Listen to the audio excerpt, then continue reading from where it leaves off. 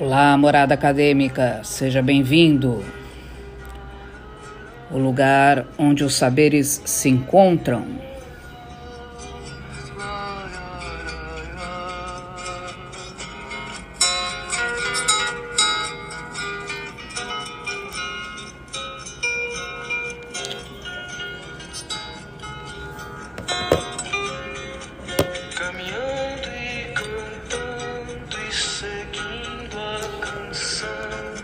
No fundo, vocês encontram a canção de Geraldo Vandré,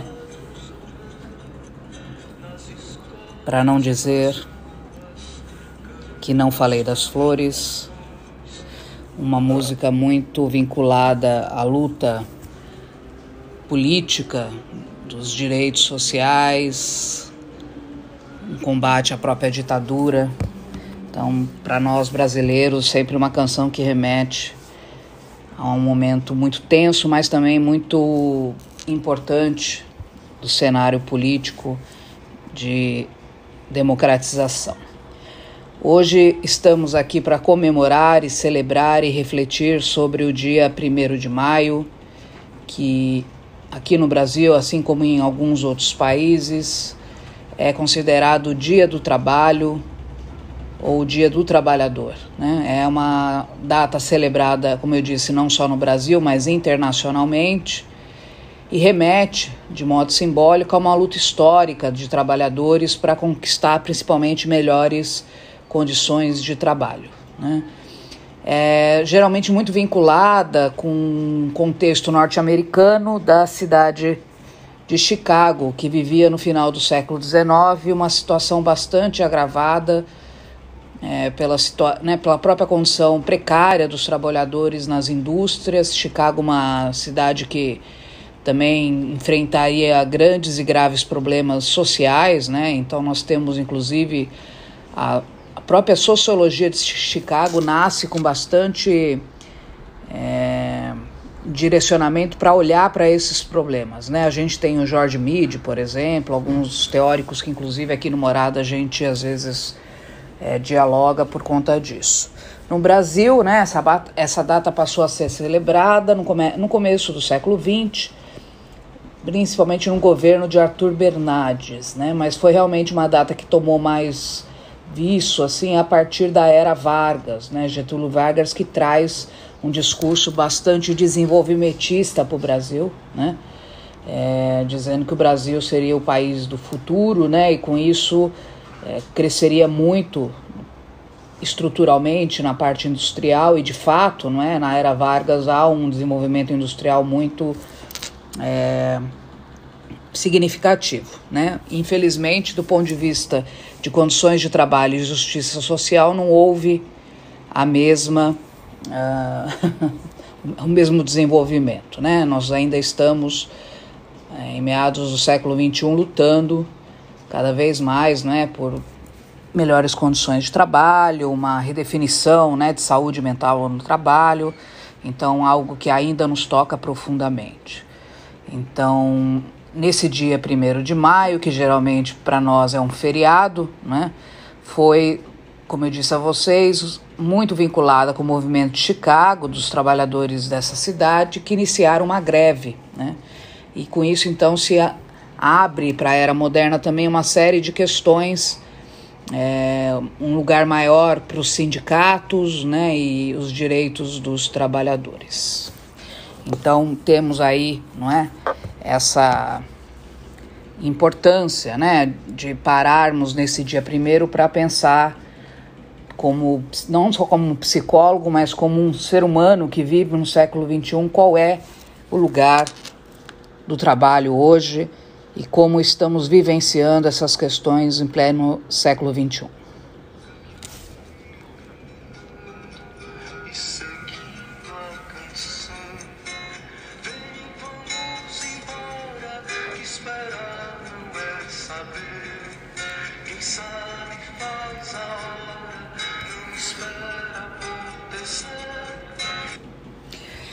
Pensando nisto, vamos trazer então um inventário de notas filosóficas sobre como diferentes pensadores lidaram e falaram e marcaram a sua visão sobre o trabalho. A primeira coisa que a gente, ao estudar, né, esse fenômeno tão complexo, a gente sempre associa ele à palavra labor, né, labore, que em diferentes culturas também, né, do latim veio diferentes significados, né? De fato, quando pensamos no trabalho, pensamos numa prática de ação, né, de um homem, de um ser vivo homem, né, no Homo sapiens, frente à transformação do mundo, tendo em vista as suas necessidades mais prementes e básicas, como a questão do fogo, né, quando o homem, por exemplo, já, né, em grupos, ele, ao caçar, não é, e também depois, né, a própria invenção do fogo permite o próprio cozimento dos alimentos, o aquecimento, né, desses corpos. Então ali já se marcaria, do ponto de vista ontológico, existenciário, na história da humanidade, o valor, né, do trabalho para o próprio processo de hominização, né, como diz Engels, num texto belíssimo que vale a pena, né? Outro sentido que nós poderíamos também denotar o trabalho é que ele sempre aparece quase como uma reação a que, por exemplo, Hannah Arendt, que é uma filósofa muito pertinente, chama de vida ativa, né? Que mostra a esse homem a sua codependência desse ser em relação com o mundo que o cerca. Afinal, por exemplo, não é uma das coisas que percebemos na história da humanidade, que o homem muito cedo ele se agrega, né? Então a questão do ser gregário, né? E reagindo também em grupo para satisfazer as suas necessidades, né? Fato é que o trabalho, né, ao longo da história da humanidade, de qualquer modo ou de qualquer natureza, sempre envolveu e envolve dedicação de tempo, esforço, seja ele manual ou intelectual, dedicação, não é? Planejamento e também sofrimento. Falaremos bastante dessas questões, porque são questões que até hoje nos assolam em diferentes camadas, né? Seja numa camada mais subliminar, às vezes um trabalho que se tem socialmente como algo muito legítimo, né, que são os trabalhos hoje mais intelectualizados, tecnológicos, até os trabalhos mais manuais, inclusive mecanizados. Então, sabemos, e hoje essa é uma questão inclusive para a psicologia, não é, que hoje adoecemos até por conta das pressões sociais infligidas frente ao mundo do trabalho. Vou fazer agora um inventário de como alguns autores e algumas instituições liam o trabalho e traziam, né, o significado do trabalho às sociedades. Na Bíblia, né, no Antigo Testamento, o trabalho era visto como uma punição, uma maldição divina decorrente do pecado original, né? Talvez até dessa citação, né, da Bíblia encontremos alguns autores que fazem uma correlação entre a palavra trabalho e labore como tortura, né? O trabalho como uma tortura. É bem interessante se a gente pensar, né, como essa cadeia semântica também nos levou e nos trouxe até este momento, né? Por exemplo, na era medieval, com Santo Agostinho e Tomás de Aquino, dois grandes nomes de filósofos cristãos, encontramos o trabalho aí de uma maneira um pouco mais valiosa. Então, o trabalho como um preceito religioso para o engrandecimento da alma, do espírito humano. Então, esses dois já, né, guardariam uma visão mais laboral, né, mais graciosa do trabalho. É já no Renascimento, com pré-modernidade, né, que vai acontecendo paulatinamente algo que na modernidade se instaura, que é a divisão entre o que é chamado vida ativa e vida contemplativa, né? Ou seja, a vida ativa destinada às pessoas que exerciam um trabalho manual, né? E a contemplativa ao trabalho né, intelectual, inclusive estético-artístico, que no Renascimento foi muito cultuado, né, principalmente na era dos Quattrocento italianos. Então, no Renascimento já temos, não é, essa revalorização do trabalho dentro dessa divisão que vai se perpetuando, né, na modernidade. Por exemplo, Giordano Bruno, né, tem uma citação em que ele diz que o homem deve se ocupar, né, na ação com as mãos e na contemplação com o intelecto, de tal maneira que não contemple sem ação e não atue sem contemplação, né? Então nós já vemos aí como isso vai aparecendo no cenário humano, né? E isso, junto com o capitalismo na era moderna, vai provocar uma série de sofrimentos e desigualdades que vão dar também origem às próprias lutas trabalhistas, né, e sindicais do século XX.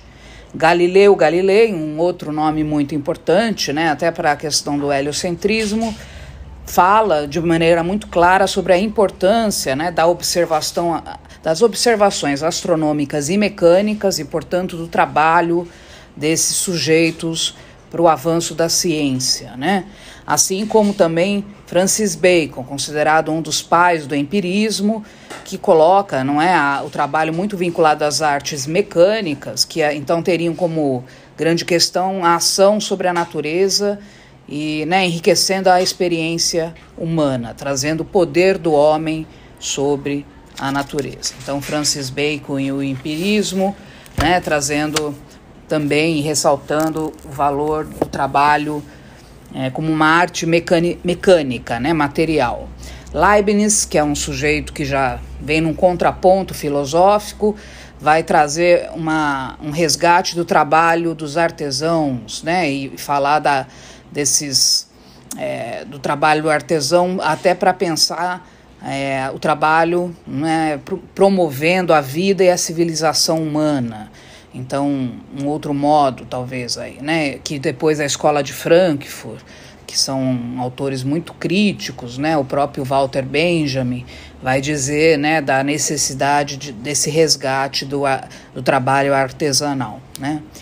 Bom, no Iluminismo, por volta do século XVII para o século XVIII, né, nós temos grandes pensadores que vão, aí sim, colocar o trabalho pensando na sua dignidade. Então, há alguns que vão buscar a reivindicação já de uma certa dignidade frente ao trabalho manual. Rousseau, por exemplo, lança ideias, né, sobre a questão da solidariedade social. Kant, por sua vez, vai enaltecer as artes liberais, né, e defender a liberdade do pensar. Então nós temos aí no Iluminismo, né, já também de algum modo uma bandeira mais politizada. Mas é com o Hegel, filósofo alemão bastante importante, pai do idealismo alemão, que nós temos de fato, de maneira mais organizada, a primeira doutrina filosófica sobre o trabalho, né? O Hegel vai colocar o trabalho como mediador entre o homem e o mundo. Portanto, ele vai afirmar que o homem só se torna humano por conta do trabalho, da praxis do trabalho, né? Superando, então, um egoísmo instintivo. São visões de Hegel que vão alcançar toda uma geração, como, por exemplo, Marx e Engels, que serão também reconhecidos por trabalharem o tema, né, de maneira bastante enfática, principalmente acusando o capitalismo como um grande modo de produção que levou à divisão do trabalho e, por sua vez, o desfavorecimento do trabalho, inclusive manual, né, com baixos salários, baixo reconhecimento e condições de vida num trabalho muito precárias, portanto, causando muito sofrimento e colocando, então, o trabalho como um trabalho alienado, né, um trabalho que causa alienação.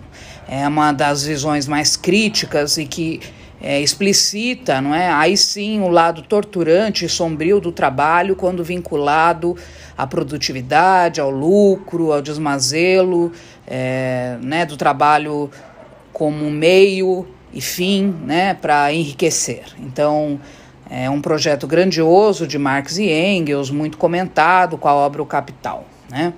Numa visão mais existencialista, encontramos Kierkegaard, que é um famoso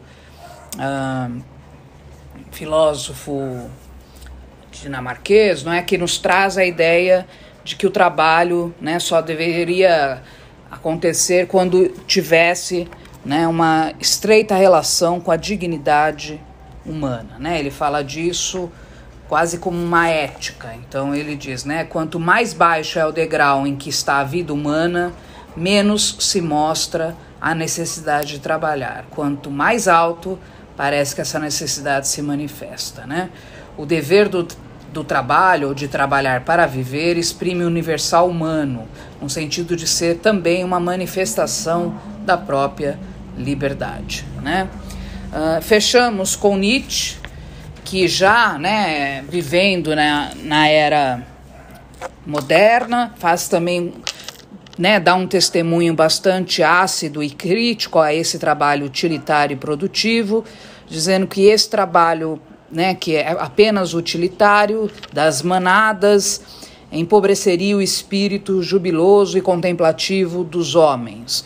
E aí o trabalho se tornaria, né, um mecanismo de controle policial, né, no sentido de controlar, inclusive, a liberdade, a imaginação e a criação humana. Com isto, né, hoje voltamos então à morada para falarmos do dia 1º, fazendo primeiro, né, uma meditação celebrativa sobre a data. Afinal, até hoje, em pleno século XXI, ainda vivemos do trabalho, todos nós, muitos de nós, principalmente no mundo ocidental, não é? O trabalho ainda carrega consigo esse lugar de legitimidade ontológica existencial.